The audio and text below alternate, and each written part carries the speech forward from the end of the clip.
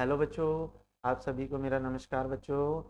बच्चों, आज की वीडियो में हम करेंगे कक्षा 7 विज्ञान विषय है और इसमें अध्याय 8 है पवन तूफान और चक्रवात।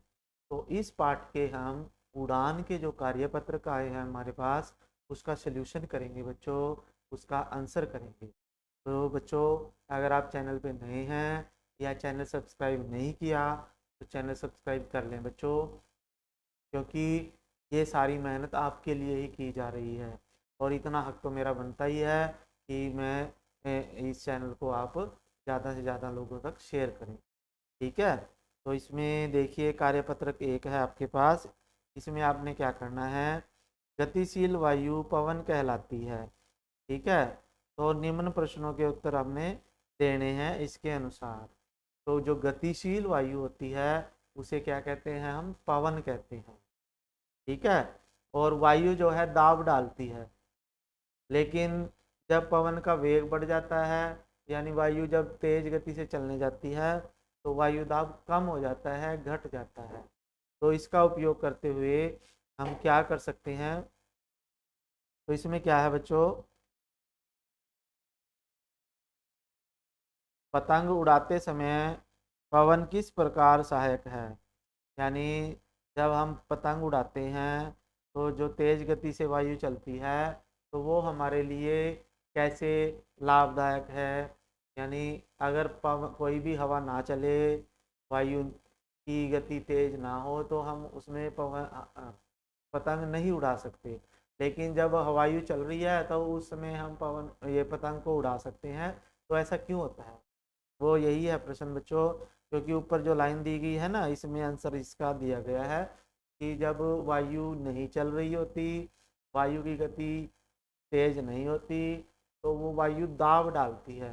दाब डालने की वजह से वो सभी वस्तुओं को नीचे धरती की तरफ धकेलती है, इसलिए वो पवन यानी पतंग को भी उड़ने नहीं देगी। लेकिन जब उसकी गति तेज हो जाती है वायु की तो वो दाब जो है वो कम हो जाता है, जिसकी वजह से फिर पतंग के ऊपर दाब कम होगा और वो आसानी से ऊपर उड़ सकती है। तो इसलिए गतिशील वायु या पवन में ही हम पतंग को उड़ा सकते हैं। ठीक है। तो ये आंसर लिखा गया है इसमें। फिर उसके बाद है, साइकिल के टायर की ट्यूब में अगर हम हवा ज़्यादा भर दें, अधिक भर दें तो क्या होगा। तो अगर हम टायर में ज़्यादा वायु भर देते हैं तो वायु दाब बढ़ जाने के कारण वायु का प्रेशर जो है, दाब है जो, वो बढ़ जाता है, जिससे टायर कई बार फट भी सकता है बच्चों। ठीक है। फिर उसके बाद है, पवन की दिशा के अनुकूल साइकिल या नौका चलाना आसान क्यों है। या इसका मतलब ये है कि जिस दिशा में हवा की गति है, जिस दिशा में हवा बह रही है, अगर हम उसी दिशा में साइकिल चलाएं या उसी दिशा में नौका चलाएं तो वो हमें आसान हो जाता है। ऐसा क्यों होता है बच्चों, क्योंकि जो हवा होती है वो दबाव डालती है, प्रेशर डालती है, बल लगाती है। तो यदि हम बल की वायु की दिशा में ही साइकिल चलाएंगे तो वायु भी हमें पीछे से धकेलेगी और जिससे हम साइकिल चलाना हमारे लिए आसान हो जाएगा।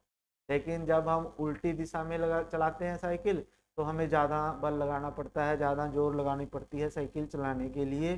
तो वो क्यों, क्योंकि कुछ तो साइकिल चलानी है हमने, उसके लिए बल चाहिए, कुछ हमें वायु भी उल्टी दिशा में जाने से रोकती है।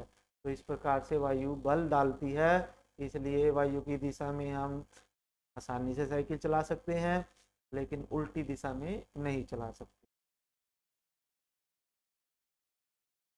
फिर कार्यपत्रक है नेक्स्ट,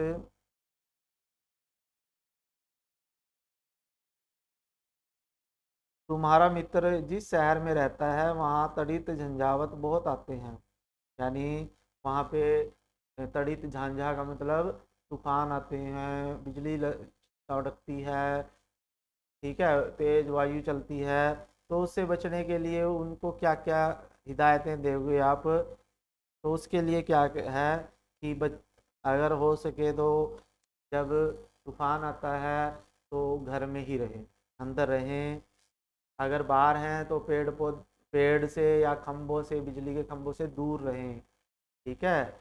और जो अगर घर में है ना, तो जो विद्युत उपकरण के प्लग होते हैं ना, तो उनको निकाल दें स्विच में से। क्योंकि कई बार क्या होता है, जब आसमानी बिजली गिरती है ना, तो वो हमारे उपकरणों को ख़राब कर देती है। और यदि बाहर हैं तो हमें शरीर को बिल्कुल सिमटा के ऐसे बैठ जाना है कहीं भी। ठीक है, तो एक कोने कहीं भी हम खुले स्थान पे ऐसे सिमट के बैठ जाएं, ताकि हमारा शरीर का क्षेत्रफल जो है वो कम हो जाए, और हम बिजली से, आसमानी बिजली से बच सकें, तड़ित से बच सकें। ठीक है बच्चों, तो इस वीडियो में इतना ही था बच्चों। नेक्स्ट अध्याय हम नेक्स्ट वीडियो में करेंगे। तब तक के लिए थैंक यू बच्चों, जय हिंद।